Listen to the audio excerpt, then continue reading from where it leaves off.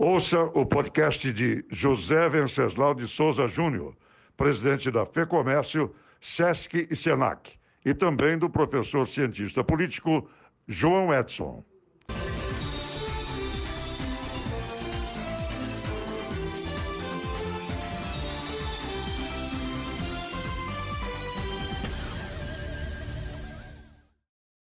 Então, estamos aqui para a gente discutirmos, conversarmos sobre a nossa economia mato-grossense, aqui a nossa capital. É um momento de repensar várias atitudes, é de reinventar. Então, estamos juntos aí para dialogar, ouvir o nosso professor João Edson aí. Boa tarde, Edivaldo. É sempre um prazer te encontrar, estar com você. Boa tarde, meu amigo Júnior. Prazer enorme, momento difícil esse. Eu acho que é aquilo que o Edivaldo falou, é uma hora de oração, mas a gente precisa apontar luzes, não pode ficar rodeando só em volta do problema nesse momento. Eu tenho acompanhado aí a Europa, ontem a Itália, amanhã parece que já a Espanha começa a abrir também, já estão buscando novas formas, novos caminhos. Eu acho que a gente precisa defender, sim, a questão da proteção, mas eu acho que o grande papo de começar a discutir como será o amanhã, como será o após toda essa pandemia. O presidente Júnior, deixa eu esclarecer para o telespectador, para o internauta, o José Venceslau de Souza Júnior, ele está ocupando o cargo de presidente do sistema FEComércio e, junto com a FEComércio, SESC e SENAC, duas instituições também de balizamento de formação de mão de obra especializada aqui. O que a gente pode falar, presidente, no setor do comércio? Nós temos aí muita grita, é uma grita geral, e muita gente precisando de empréstimo, precisando de uma série de coisas. O que a gente pode falar, presidente? Edivaldo, desde o início da pandemia do nosso Covid-19, nós estamos trabalhando junto ao empresariado. Inicialmente, nós começamos e fizemos uma cartilha de retorno do comércio. Essa cartilha, nós apresentamos ela para o governador, foi aprovada, apresentamos essa cartilha ao nosso prefeito da capital, foi aprovada, e nós cedemos esse material para várias prefeituras do interior e até para outros estados. É um material muito bem feito. Então, é uma nova maneira do empresário ter que tratar dentro das suas empresas seus colaboradores, a parte de higienização, que era tudo muito novo. Então, nós tínhamos que reaprender a uma nova maneira de comércio. Nesse momento, o comércio ainda estava fechado. Nós estávamos em tratativas semanais, quase que diárias, com o nosso prefeito Emanuel Pinheiro, para começar a reabrir o comércio com todos os cuidados. Então, partimos da cartilha. Quando foi no dia 27 de abril passado, foi autorizada a reabertura de parte do comércio de rua. E nós colocamos a nossa equipe de saúde, do SESC, do SENAC, com a cartilha na mão e kit de higiene, fazendo visita. Nós começamos pelo centro de Cuiabá, numa aspiral, ela abrindo do centro para atingir a capital toda. E assim também no interior, onde nós temos unidade de saúde do SESC e do SENAC. Estamos fazendo esse trabalho com muito louvor, chegando dentro das empresas, onde uma grande parte dos empresários, micro e pequenos, às vezes já debilitado financeiramente por ter ficado fechado 30 dias ou mais um pouco. Então, nós estamos fazendo essa parte orientativa. E está funcionando muito bem. Nós temos recebido várias ligações de empresário agradecendo essa orientação que a parte de saúde da FEComércio, SESC e SENAC está fazendo. E quanto à parte, eu não vou falar que seja mais séria, eu tenho dito sempre, às vezes as pessoas falam, olha, CNPJ, nós temos que preocupar com pessoas, preocupar com CPFs. Mas eu digo sempre que por trás de um CNPJ existe dezenas e centenas de CPF. Ok. Júnior, Edivaldo e quem está nos assistindo nesse momento, eu acho que é muito importante porque, assim, todos os fatores são novos, mas a economia não é nova. As pessoas, nós temos todo um processo histórico em relação a isso e já lidamos com outras situações bastante complexas através da história. A última dela, a Segunda Grande Guerra Mundial, ou 29, o período da recessão, né? E nós sabemos que toda vez que passa esse grande período, você tem um alto campo novo de trabalho, mas nós somos viciados nos velhos campos de trabalho. E a gente volta para o mercado com a perspectiva de que a gente fechou a porta, foi descansar, voltou e o mundo é do mesmo jeito.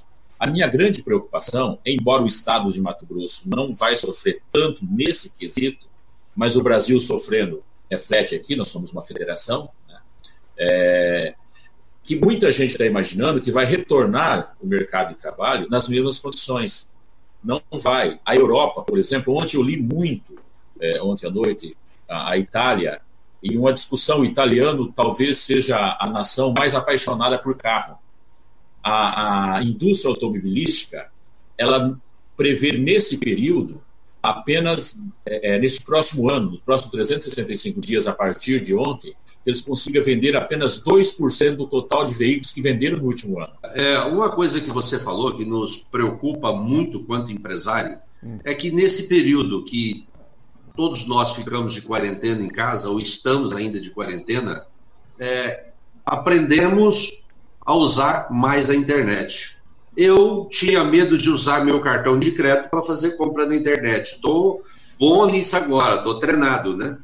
Mas está aparecendo situações, né, de clientes, amigos que vêm aqui e falam, olha, eu não pude sair de casa, acessei a internet, olhei uma torneira da Deca, aqui com você está R$400, eu achei na internet por 300.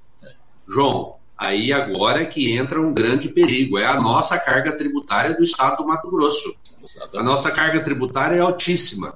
Nós temos uma logística muito ruim e uma carga tributária muito alta. Então, você vai explicar para o cliente que essa mercadoria que ele está comprando na internet é mais barata, não é que a empresa aqui está ganhando mais, é que nós pagamos uma carga tributária muito alta. Então, eu já tenho conversado com o secretário de Fazenda, com algumas pessoas da Cefaz, que nós vamos ter que repensar tudo. Porque as pessoas aprenderam a acessar a internet, como eu, perderam o medo de passar o cartão de crédito, e estamos recebendo uma mercadoria em casa. Então, o comércio vai ter que reinventar, mas não é só o empresário, o comerciante que vai ter que reinventar. 10 bilhões de superávit, 10 bilhões de arrecadação, ou mais de 10 bilhões de arrecadação. Então, esse é um reflexo, é o primeiro quadrimestre. Nós temos um orçamento, professor João Medson, presidente Júnior, nós temos um orçamento para esse ano de 23 bilhões, me parece que foi esse o orçamento, a peça orçamentária para esse ano. Nessa proporção, vamos, primeiro quadrimestre, vamos multiplicar essa receita por 3, nós teremos 30 bilhões de reais em arrecadação, com uma condição pré-falimentar de muitas empresas aqui no estado. Nós temos que repensar realmente a carga tributária pesadíssima que o nosso heróico comerciante tem aqui, em todos os setores. Pois é, então, justamente isso, Edivaldo, que esse consumidor, o que ele está fazendo, e ele vai fazer cada vez mais? Ele vai pegar nossas lojas físicas aqui e usar como showroom, porque ele vem na loja, olha o produto que ele quer, tira um print, bate um código, bate uma fotografia do código de barra, entra na internet e ele vai comprar um produto por 1/3 ou 1/4 mais em conta do que no nosso mercado local. Então, como você mesmo validou minhas palavras aí, essa reforma tributária que houve o ano passado foi a maior reforma tributária aplicada de uma vez só aqui no estado do Mato Grosso. Então, nós temos que repensar isso. Não podemos jogar o peso só do empresário para ele reinventar uma maneira de trabalhar. Porque quando nós vamos... uma maneira nova, né, que nós estamos falando também os restaurantes, bares e shoppings não estão abertos. Então, nós aprendemos o delivery. Delivery era um nome que a gente via de vez em quando, que americano falava muito. Mas nós estamos utilizando o delivery o tempo todo. Então, aprendemos a acessar a internet, tiramos o medo de passar o cartão de crédito. A mesma coisa com as empresas. Nós temos nas nossas empresas o nosso departamento que atende diretamente na internet. Mas como que eu vou competir aqui no mercado local um produto que eu estou vendendo a 400 e na internet, que é lá em São Paulo, por 300? É desleal. É desleal, né, presidente? Né, professor? Exato. Você está citando ainda o mercado interno. A globalização vai possibilitar, porque a questão de velocidade não existe mais. Você compra um produto da China, de repente ele chega mais rápido que você comprar um produto de Campo Grande, dependendo da situação. Né? Então ela tem uma outra dinâmica. Mas aí eu queria colaborar um pouco com você na questão da reforma. Nós temos um problema sério, e nós estamos aí no momento de reforma, e eu fico preocupado com isso. Nós estamos reformando mecanismos para um carro velho. A grande reforma brasileira seria a reforma política de Estado. E aí eu quero dar um exemplo para vocês de um fato que eu tenho estudado muito. Vocês sabem qual que é o corpo mais caro que existe no Brasil, o corpo público? É o corpo de fiscalização. Fiscalização são pessoas extremamente qualificadas do ponto de vista de certificado, faz concursos, estudam muito fazer concurso, entra. E aí a gente tem um corpo de fiscalização que vai desde polícia, fiscalização, Ministério Público, fiscalização, todo um processo de fiscalização que nós temos, caríssimo no Estado.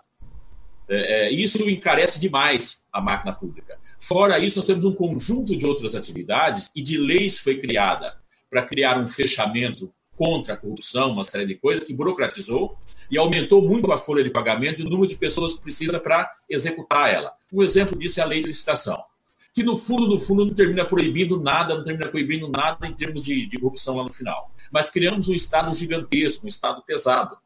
Então nós criamos dentro do Estado um autoconsumo, ou seja, ele arrecada e se autoconsome. Qual é o papel do Estado? Porque a gente está perguntando muito da empresa, do funcionário, do conjunto de coisas. Mas qual é o papel do Estado no pós-pandemia?